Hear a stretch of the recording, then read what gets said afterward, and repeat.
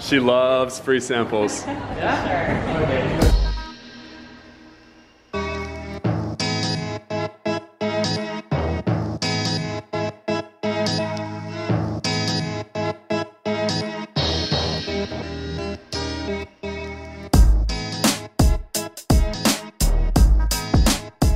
Good morning.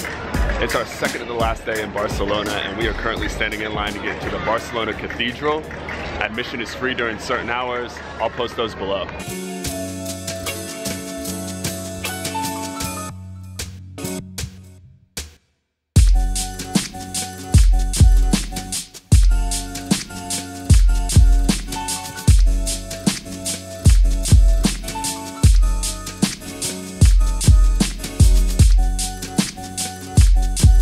Real cool experience so far inside. This place has 14th to 18th century paintings. There's a 15th century christening font. There's confession booths, there's really high vaulted ceilings. It's extremely detailed.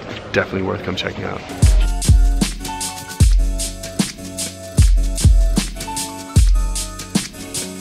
Okay, so now we're gonna walk back to La Rambla, which is that large, notoriously pickpocketed known street that we kind of showed you a little bit of in the rain the other day. And from there, we're gonna go to Plaça Real. Just ran up on a specialty store. This is a store dedicated to selling rubber duckies that are basically from all over the world, but they're actually all from Barcelona, but they're dressed up, and it's honestly really cute.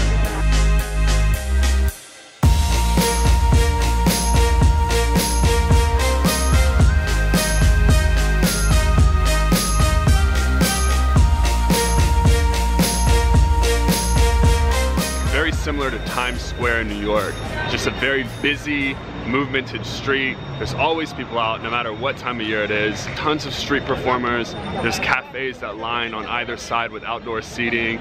And it's a really, really famous and popular area to walk around in. You must come here when you're in Barcelona.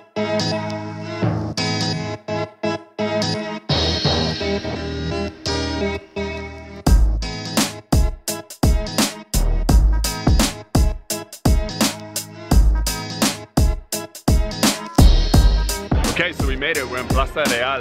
This is recommended by Dr. Nicole, one of Jen's friends. Yeah, it is extremely quaint and picturesque and cute. There's palm trees everywhere, a beautiful fountain in the middle. This place is a very popular area for people from Barcelona. They gather around here in the summer times. There's concerts. This is also home to a lot of clubs and bars and restaurants. I just overheard a tour guide saying that there's 7 different species of palm trees in here. And of course, Gaudi, being the architect that he is, has also left his mark here. The 2 lampposts on either side of the fountain were designed by him back in the 1800s.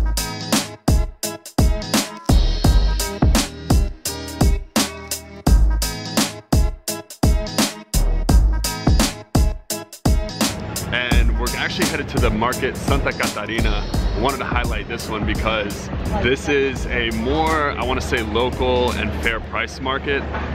Mercado de Boqueria is a very, very popular touristic attraction. This one's a little bit more low key, so I definitely wanted to highlight it, pop in and see what it's all about.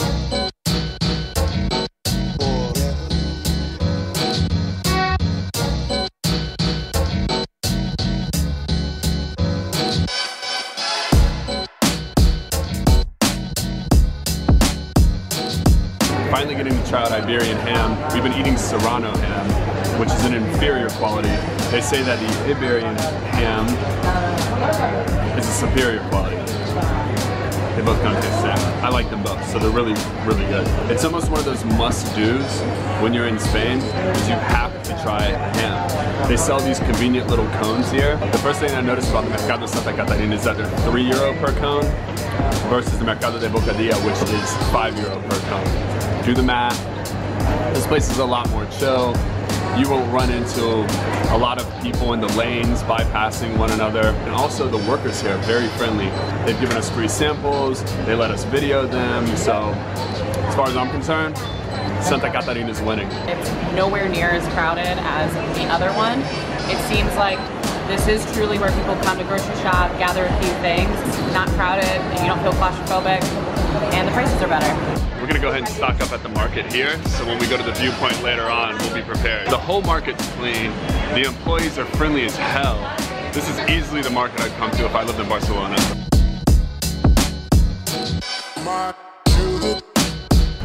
So a 40-minute bus ride from downtown near the Santa Caterina market. The V17 bus drops you off on the highlands about a 10-minute walk away from Park Güell. Little piece of advice before you come to the park is book your ticket online. They're only €7 and you don't have to wait. I've heard that in the summer months, the last thing you want to do is wait in line outside of it. The lines get very long or the tickets will get sold out early in the day. And I'm pretty sure that up until recently, the park used to be free to get in, and then they started charging an admissions fee, maybe to keep the grounds clean or something.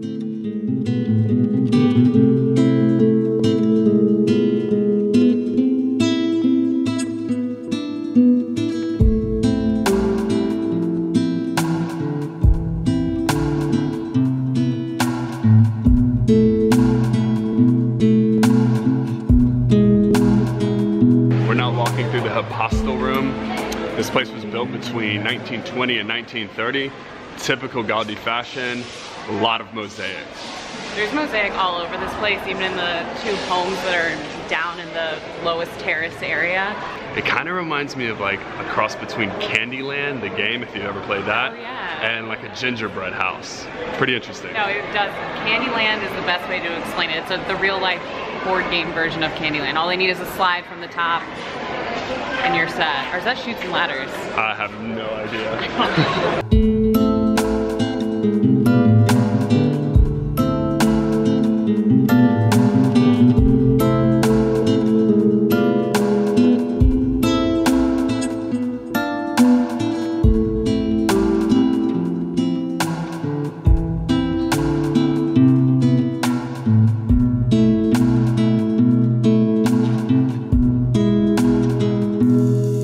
So now we're walking on top of the HYPOSTYLE room, which is known as the Nature Theater. It's partly built into the mountain, and then it's partly held up on top of the HYPOSTYLE room. And the purpose of it was they just had open shows here in Nature Theater. It is very crowded, so don't expect to get a picture-perfect picture without anyone else here, because that's not gonna happen. There's a lot of people here. So, is it worth it to get in or not?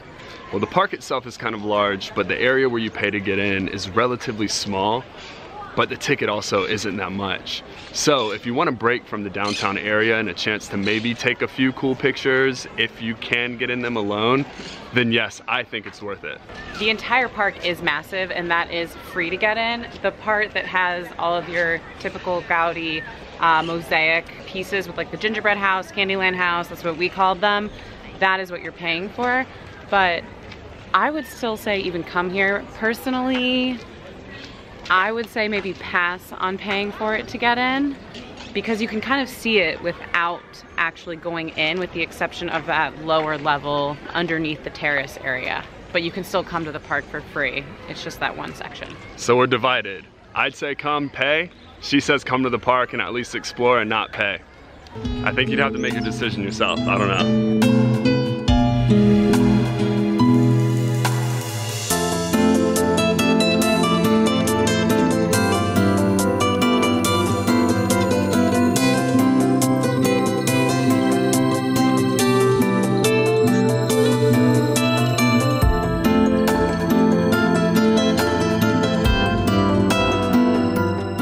Finally, we're closing out the day at this place called Bunkers del Carmel, which is a viewpoint, elevated, looks out for the whole city, and the sunset's supposed to be really, really cool here. It definitely will be really cool because you have an entire panoramic. It's more than like 180 degrees of the entire cityscape, the ocean, some Sagrada Familia. Yeah, some historical landmarks you can look out on. It's really awesome. It's a hike up here. And there's a lot of people here, so make sure you get here early so you can secure a spot. Yeah.